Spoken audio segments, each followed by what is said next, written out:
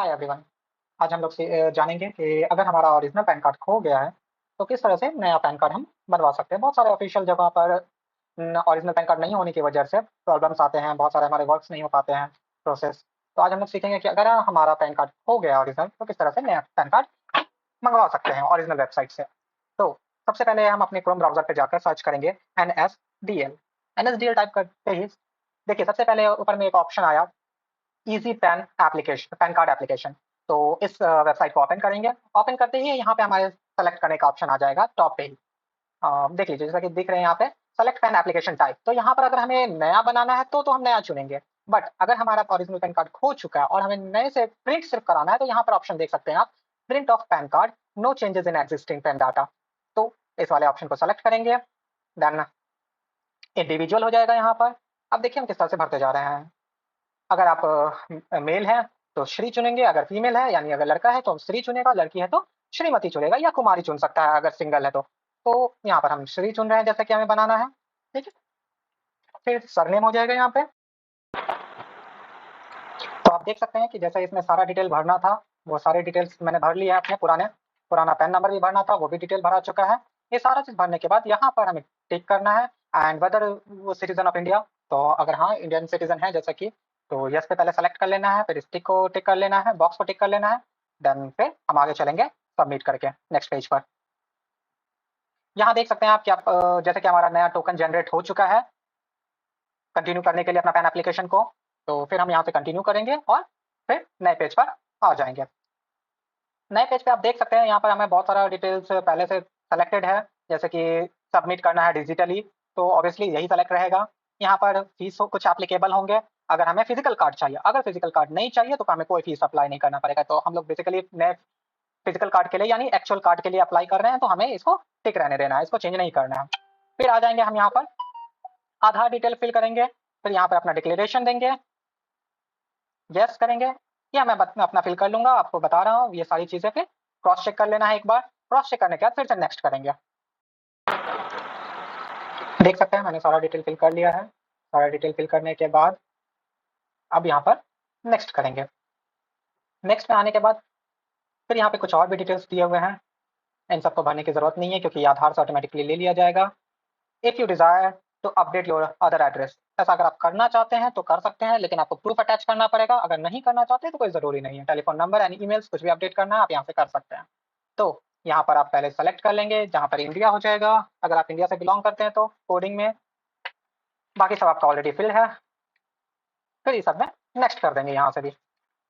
यहाँ पर भी आप जैसा कि देख सकते हैं इस सब में भरने की कोई ज़रूरत है नहीं। प्रूफ ऑफ पैन में कॉपी ऑफ पैन लगा सकते हैं आप।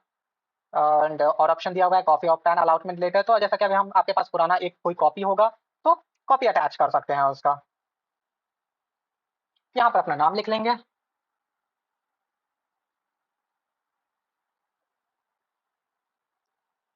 हिमसेल्फ हो जाएगा या हरसेल्फ हो जाएगा, इसमें कोई चेंजेस नहीं होगा। आई हैव, यहाँ पर फिर एक आता है आई और we have enclosed one number of document in support of proposed changes. Place में जिस जगह से आप कर रहे हैं वो एड्रेस फिल कर सकते हैं इसमें। जैसे कि मैं मधुबनी से भर रहा हूँ तो यहाँ पर मधुबनी लिख दिया एंड फाइनली सबमिट करेंगे। सबमिट करने के बाद आप देख लीजिए फिर यहाँ पर जैसे कि उस वक्त आप लास्ट का 4 डिजिट भरे थे, अब यहाँ पर आप शुरू के 4 डिजिट्स भर सकते हैं। एंड शुरू के 8 डिजिट्स भरने देख ले, इंटर आधार फर्स्ट 8 डिजिट्स। तो आप यहाँ पर वो भर सकते हैं। नेम एज पर आधार ये खुद ही ले लेगा, आपका जो प्रीवियस था ये सारी डिटेल्स ऑलरेडी आपको देखने को मिल रही है कि ये पहले से फिल्ड है, बस ऊपर का वो वेरीफाई करके उसको फिल करना है एंड फिर हम प्रोसीड कर देंगे। ठीक है, तो हम इतना करके करते हैं। सारी चीज़ों को क्रॉस चेक करने के बाद अब हम यहाँ पे प्रोसीड करेंगे। प्रोसीड करने के बाद आप देख सकते हैं कि आप पेमेंट का ऑप्शन आया, यहाँ से आप पेमेंट कर लीजिएगा, कोई भी मेथड चुन सकते हैं। मैं सजेशन दूंगा कि ऑनलाइन पेमेंट थ्रू पेटीएम वगैरह देख सकते हैं। हमें पेटीएम है, वीज़ा है यानी कार्ड से आप पे कर सकते हैं, रुपए के थ्रू पे कर सकते हैं। आपका टोटल चार्ज इतना आ जाएगा। ये सब करने के बाद I agree and proceed to payment कर लीजिए। पेमेंट करने के बाद आप यहाँ पे कंफर्म करने के लिए करेगा तो आपका पेमेंट कंफर्म करने के लिए एक टैब खुल के आ जाएगा जिस पर आप पेमेंट कर सकते हैं। फाइनली ये पेमेंट करने के बाद जैसा कि आप देख सकते हैं यहाँ पे ट्रांजैक्शन स्टेटस सक्सेसफुल हो गया। कई बार होता है कि पेमेंट में टाइम लगता है तो उसके लिए परेशान मत होइए, आप वेट करिए। क्लोज मत कीजिएगा, रिफ्रेश नहीं कीजिएगा। फाइनली ये सक्सेस होने के बाद कंटिन्यू पे जाएंगे। कंटिन्यू पे जाने के बाद देखिए आपका टोकन नंबर आ गया, आपका सारा डिटेल है, एक बार क्रॉस चेक कर लीजिए। करने के बाद यहाँ पर जो बॉक्स है उसको टिक कर लेना है। टिक करने के बाद सबसे पहले ऑथेंटिकेट करेंगे। ऑथेंटिकेट करने के लिए आपका ये सारे प्रोसेस होने के लिए आधार कार्ड आपका लिंक्ड होना, आधार कार्ड आपका मोबाइल नंबर से लिंक्ड होना जरूरी है। तो चेक कर लेते हैं हम ऑथेंटिकेट करने के लिए। देखिए जैसे उस पर ऑथेंटिकेट पे क्लिक किया, अब यहाँ पर हमारा कुछ आ गया, click continue to e KYC below to proceed with e KYC authentication. तो हम लोग कंटिन्यू करेंगे इधर। यहाँ पर कंटिन्यू करने के बाद देखिए एक नया टैब खुल गया है जहाँ पर हमारा सारा डिटेल फिल है एंड यहाँ पर ओटीपी फिल करने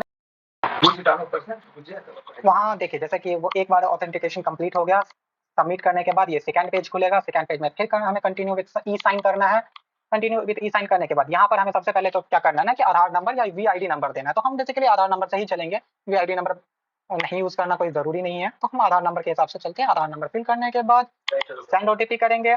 ओटीपी सेंड करने के बाद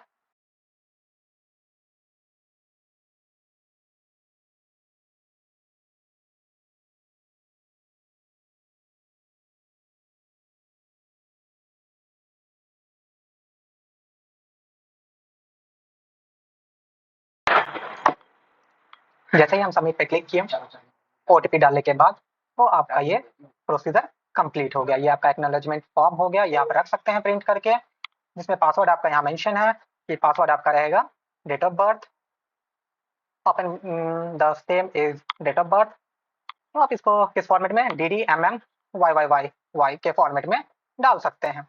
एंड डालने के बाद आप अपना यहाँ से इसको डाउनलोड कर लीजिए एज अ PDF। फाइनली आपका सारा प्रोसीजर कंप्लीट हो गया है। अराउंड कुछ दिन लगता है फिजिकल कार्ड आपके घर तक आने में। जो एड्रेस पहले से उसमें मेंशन्ड है उस एड्रेस पे आपको पैन कार्ड मिल जाएगा। थैंक यू, आज के लिए इतना ही।